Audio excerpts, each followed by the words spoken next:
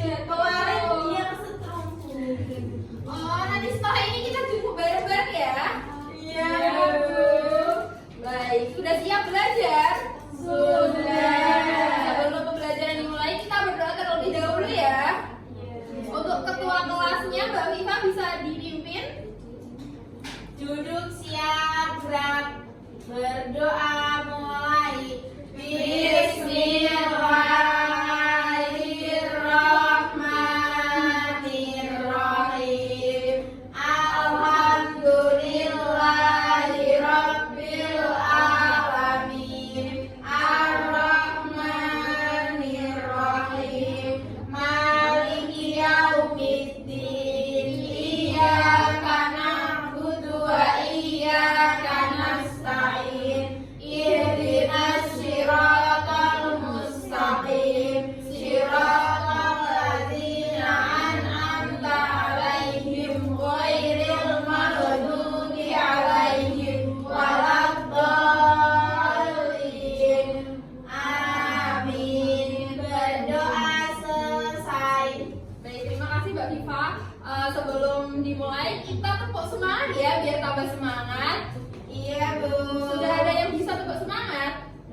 Belum. Baik, kita tepuk semangat bareng-bareng ya. Iya, Bu. Mulai 1, 2, 3. Tepuk semangat. Semangat.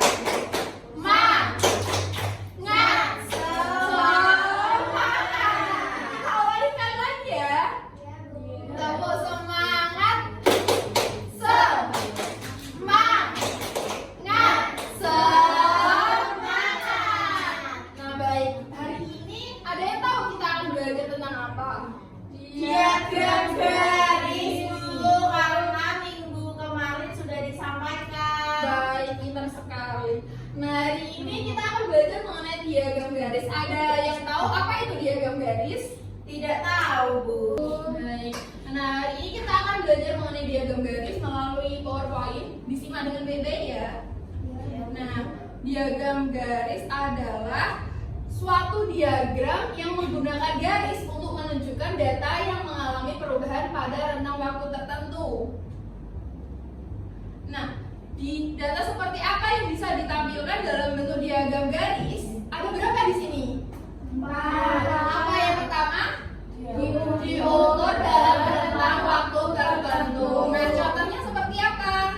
Setiap Setiap hari, setiap bulan, setiap tahun. Nah, yang kedua, data yang mengalami subjek pengukuran. Yang kedua, subjek pengukuran tetap. Yang fokus ya Mbak Nisa.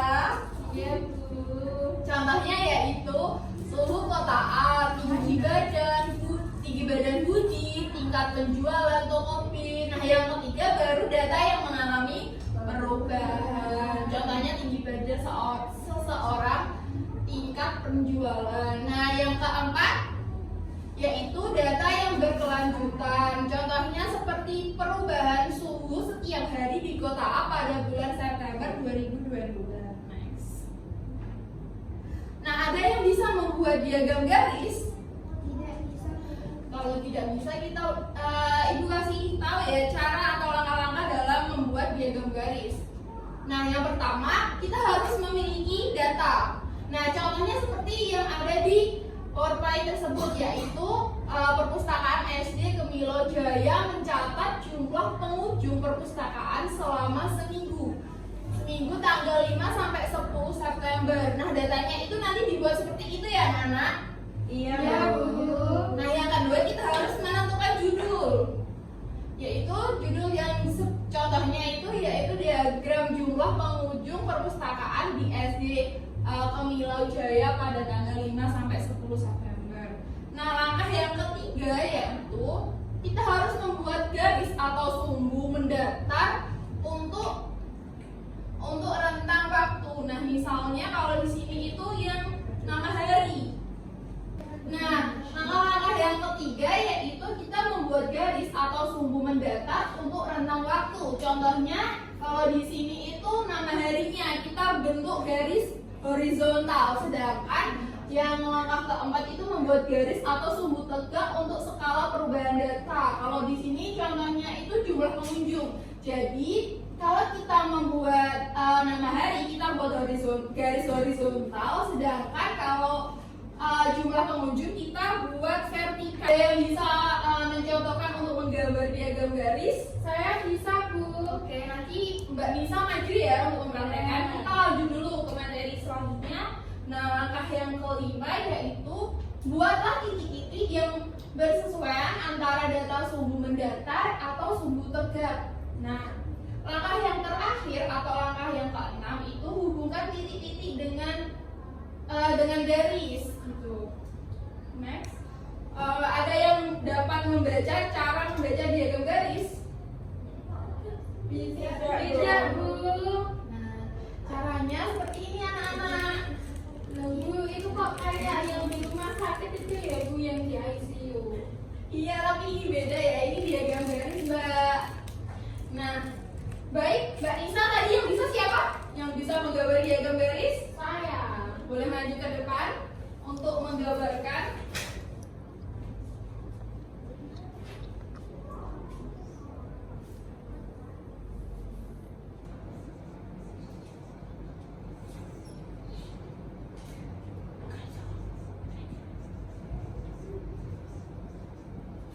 Ini, Bu. Iya, betul. Tapi nolnya ini di bawah sini ya, Oh Mbak. iya, lupa, Bu. Maaf ya, Bu. Iya. Ini kurang nomor 30. Oh iya. Sudah, Bu. Oke, pintar sekali. Beri aplaus untuk Mbak Nisa. Sudah paham dengan materi diagram garis, anak-anak? Sudah, Bu. Kalau sudah, Ibu beri pertanyaan ya. Data seperti apa yang ada di dalam diagram garis? Ada berapa? Ada yang bisa angkat tangan? Saya, Bu. Ya, Mbak Viva, ada berapa? Ada 4. Apa saja? Yang pertama yaitu diukur dalam rentang waktu tertentu. Yang kedua, subjek pengukuran tetap.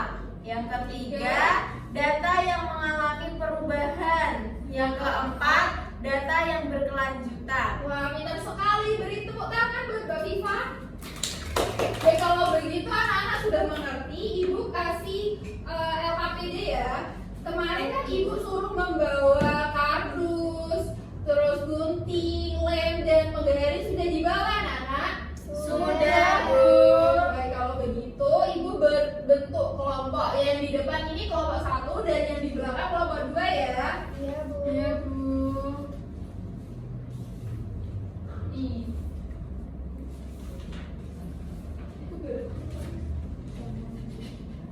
Ini ditempel di mana, Bu? Di kardus yang sudah bawa. jidat ya. Oke. Kok saya tidak dapat kardus, Bu? Kan satu kelompok satu. Anak-anak sudah mendapatkan LKPD-nya kan? Sudah, Bu. Nah, sekarang anak-anak mengisinya sesuai petunjuk yang ada di LKPD ya. Nanti kita beri tulis nama anggota kelompok dan kerjakan dengan baik. Nah, pada lembar yang kedua ini di nomor 3 nanti anak-anak membuat pertanyaan, nggak usah dikasih jawaban. Nanti jawabannya dikerjain sama kelompok sebelahnya gitu. Nanti pas waktu presentasi, nanti setelah selesai anak-anak bisa maju untuk mempresentasikan hasilnya. Paham? Paham, Bu.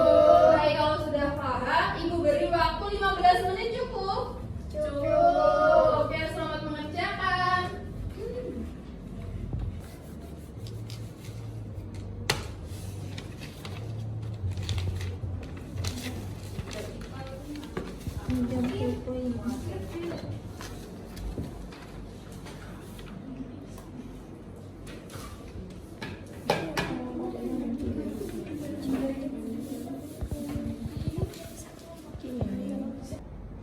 Ada kesulitan anak-anak? Tidak, Bu. Sudah selesai? Belum. Sudah.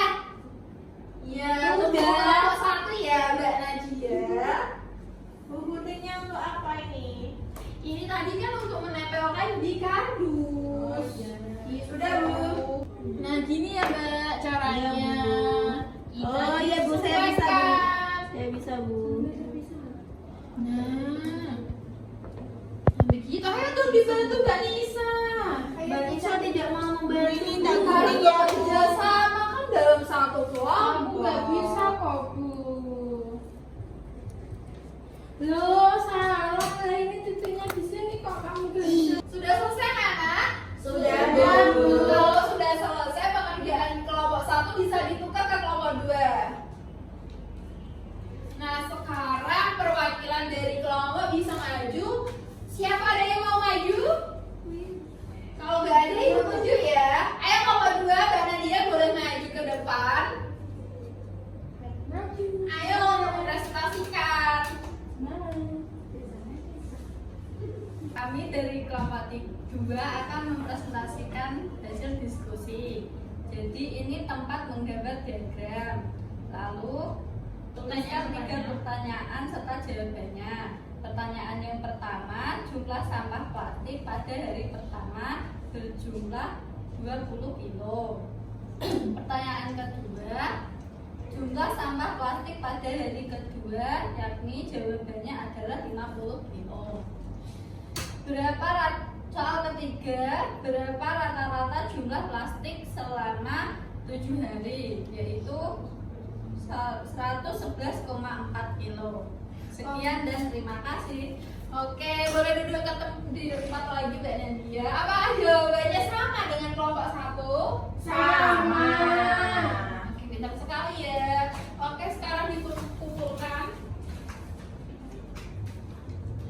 Nah, setelah selesai, Ibu akan memberi soal evaluasi. Nanti dikerjain mandiri ya, gak boleh ada yang nyontek. Ibu bagi soal evaluasi.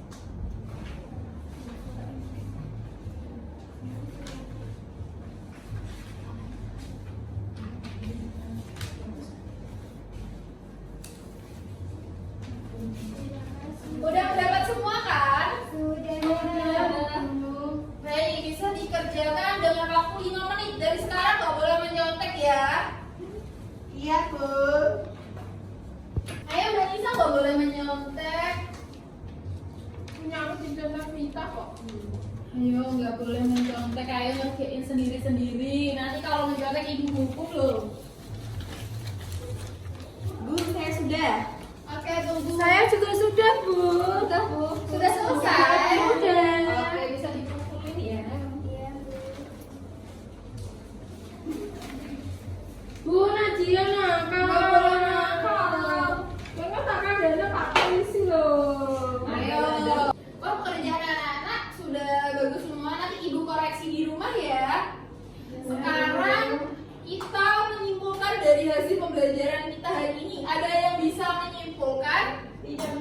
Hari ini kita belajar tentang apa? Diagram garis. Apa itu diagram garis? Diagram garis adalah suatu diagram yang menggunakan garis untuk menunjukkan data yang mengalami perubahan. Wah, pintar. Yang lain bisa? Insya Allah bisa Bu. Data yang digunakan dalam diagram garis tadi ada berapa? 4. Pintar. Nah, waktunya sudah menunjukkan untuk kita selesai dalam pembelajaran hari ini. Kita tutup dengan sebelum kita tutup, anak-anak nanti setelah ini langsung pulang ke rumah ya, jangan main dulu, langsung pulang. Nah, kita lanjut pertemuan minggu depan, bisa dipelajari di bab selanjutnya ya. Iya Bu. Baik, untuk ketua kelas bisa memimpin doa. Duduk siap, berdoa mulai. Alhamdulillah.